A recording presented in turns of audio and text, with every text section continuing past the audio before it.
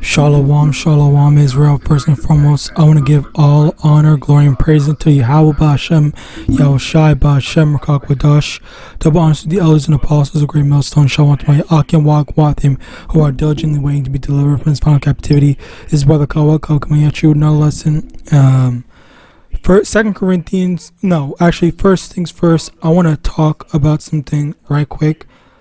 I hate these damn news channels so much because lucky for the background noise, inconsiderate people, but I hate these news channels because they always speak in the most disingenuous type wicked deceitful ways, to the point where you can barely understand some of the stuff that they're saying, rather than just openly and straight up saying the stuff that they want to say. The title of this video is 4,000 soldiers quit on Trump Friday over war plans leak. It's done. And the crazy thing is, I watched half of this video. I literally had to go through it twice, and they never once say this. And it is usually these oversimplified titles for these overcomplicated conversations that they have with each other, when I'm over here just trying to I just want to put the damn video on 2x speed so I can hear what they're saying and then be able to report on this stuff. But this is why this is why I seldomly ever make videos like this, because while I'm not saying I'm dumb or I can't understand it, I just don't want to have to go sit through this entire thing just for a little piece of information. The amount of time that I have to go in to listen to find the exact information that I want, the payoff is not worth it. Okay, it's infuriating to me personally, which is why I avoid stuff like this. So Slakia, if I'm not doing all these news articles and stuff like that, or if when I do it they aren't as detailed as someone else, all right, but I just had to point it out. And this is another reason why Esau is a devil, because he does stuff like this intentionally in order to confuse people and have someone else go out to simplify the information, to simplify and process the information for you, when that person could just be being malicious and be deceptive as well. All right, anyway, continuing on, 2 Corinthians chapter 2 verse 11, let's say you get an advantage of us, for we are not ignorant of his devices. And this is why I'm saying this in the beginning of this lesson.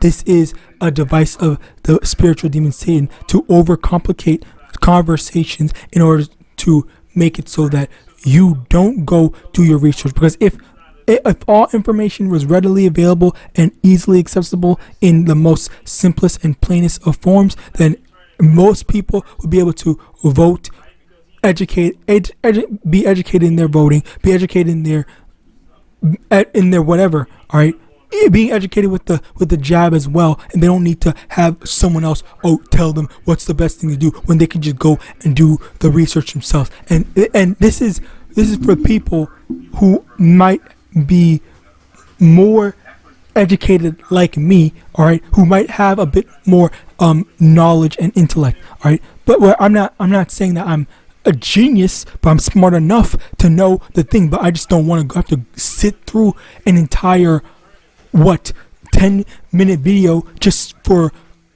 2 seconds of information that could have had someone just tell me and say XYZ. That's it. So you can go and make the lesson. Slakia for that rant. I just wanted to point that out because this is stupid. This is genuinely stupid. Anyway, next, 1 Corinthians chapter 14 verse 38. But if any man be ignorant, let him be ignorant. And this is the thing where, again, even though, again, I'm trying to say both sides.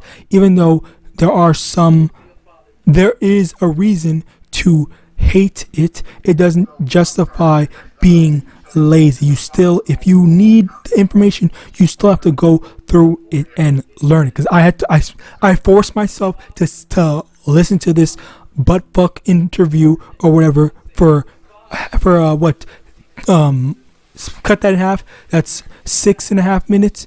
So I had to force myself to listen to it for basically 6 minutes. All right. So if I can do that, then anyone can do it too. All right. So that I'm just saying. All right. Even though it is hard, you still have to do your due diligence if you want to make an informed decision on whatever. All right. And this is especially for the jab. People wanting to do investigation / research.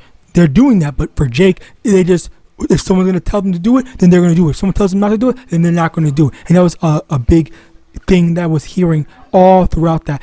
And not even just in America, but all countries. Okay, I was hearing people in America say on like Twitter and stuff like that, well, someone told me to do this, someone told me not to do this, so I'm just going to listen to them. All right. Or my doctor recommended doing this, then, and third, and whatnot. All right. And that was all on Twitter and stuff like that. But there's also other people in different countries that was hearing saying they said not to do it, so they just listen.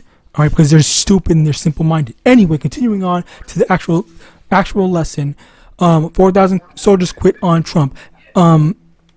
Basically, I guess so. Yes, the general consensus or the concept or the summary, if you will, because I'm not trying to summarize this, but the summary is basically like they were being very haphazardous in the sense of they were speaking about their war plans on, I think it was like on over the phone or something like that, where it kind of seemed like it was either extremely callous or it was kind of intentional, where, well, this is me speaking where I say it's callous or intentional. Well, they were saying that it was callous, but I'm saying that it might have been intentional because you never know just what type of things that they're doing.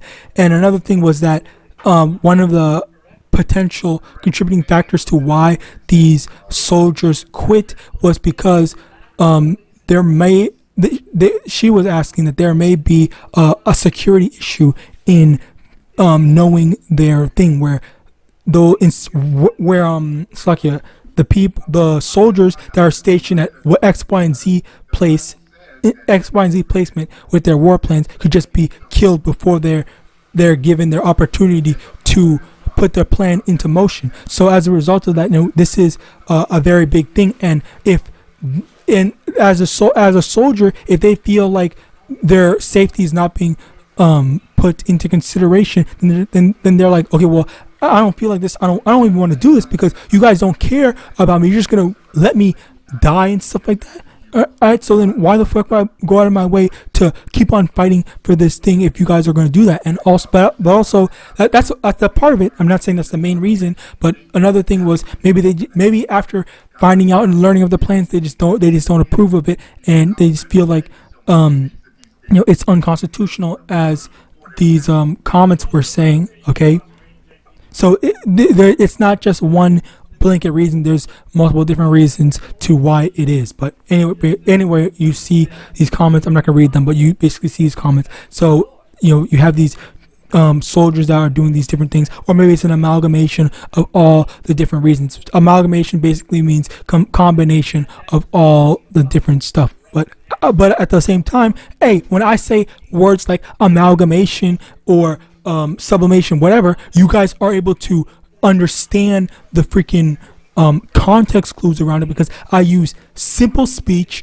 with potentially big words that have enough context clues and understanding in the sentence for you to have a better understanding of what I'm actually saying, rather than me just saying the compilation, amalgamation, sublimation, condensation, all this crap, where you're lost and you would have to go in and search for each word, and you're not even going to be able to follow through with the conversation. So this is why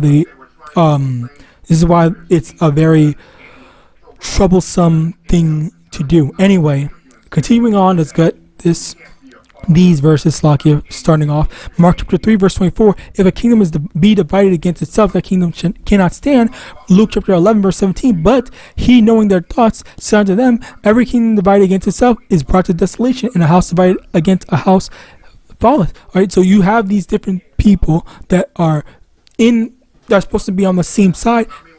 They're divided against themselves. So how can that nation stand? How can that kingdom stand? How can that house, whatever, stand when they're fighting? When there's infighting, their power is reduced as a result of that, and then their enemies, their common enemies, come in and destroy them while they're divided, while they're weakened. All right, while they don't want to work towards one another and take them out one by one, each party, if not all, at the same time. All right, this is how stuff works, where we have to be united, but where the country has to be united, but the country, there's too many bad players on it within the thing, going against themselves and whatnot. So this is where we have this divide. All right, but at the same time, the Lord put that spirit of division on them to want to fight against one another and not be united. All right. So, continuing on, Proverbs 22 verse, no, actually it's not needed, it's lucky. Psalm chapter 73 verse 5, they are not in trouble as other men, neither are they plagued like other men. So when these types of stuff happen, once again, like when Esau, Edom, the bosses, the leaders and stuff like that, when they, do what they want, then they're not in trouble. They don't have to worry about all those obligations and stuff like that. But let it be the other way around, and there would be the people would have to suffer the consequences for this type of insubordination and foolish behavior. All right. So you see these type of stuff. You see all the stuff of being broken down, where it's really just not fair, and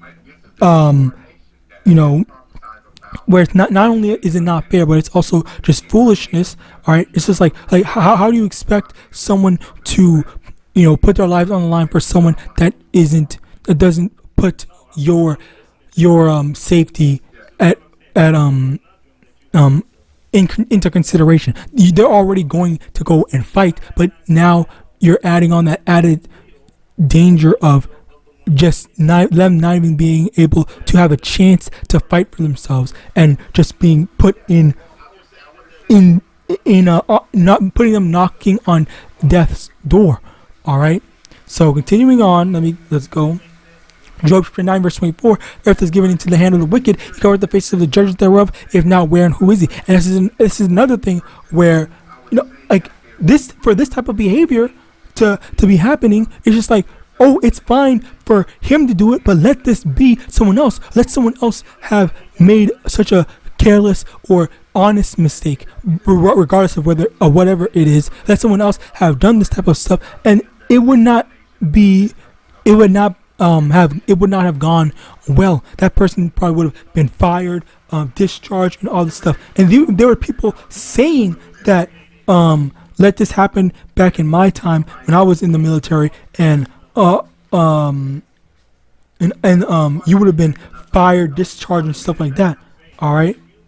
There are so many people complaining about the unrighteousness and unfairness of all this stuff. All right. Anyway, continuing on, let's go.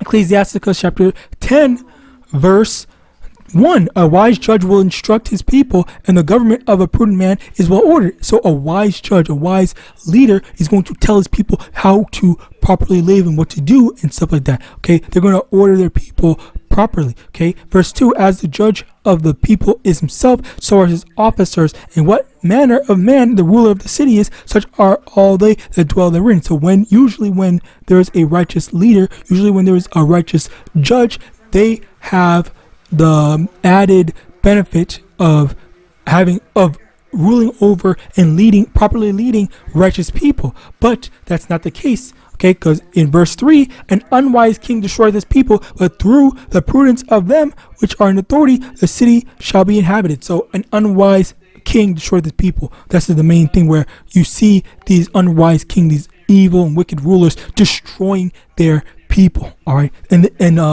it's not even something that me personally, I'm biased on it. No, it's just an objective fact where they are actually destroying their people. They're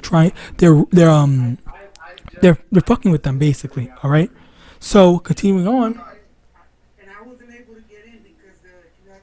Actually, first, verse 4: the power of the earth is in the hand of the Lord, and in due time He will set over it one that is profitable. So very soon, YAHAWASHI is going to put a profitable ruler in YAHAWASHI, as in reference to Daniel chapter 7, verse 14. All right. Now, finally, Proverbs 29, verse 2, when righteous are in authority, the people rejoice, but when the wicked beareth rule, the people mourn. And if we had a proper and righteous ruler, a proper righteous king, we wouldn't be worrying about, the king did this, or our leader are leading us to death and whatnot. Which, by the way, let me be the first to say, well, obviously I'm not the first to say, but by the way, that is what they're doing. They're trying to lead lots of people to their deaths. All right, so that's basically it. It was a rant video, partially a rant video at the beginning. At the same time, it does lead in and talk about the issues that we do need to talk about, which is in reference to these the military or the leaders of Babylon. So with that, I pray this lesson was edifying. I want to give all honor, glory, and praise unto Yahawah, Shem Yahushai, Shem Rakak Wadash. Double honor to the elders and apostles, the great millstone, Abad Babal, and Shalom.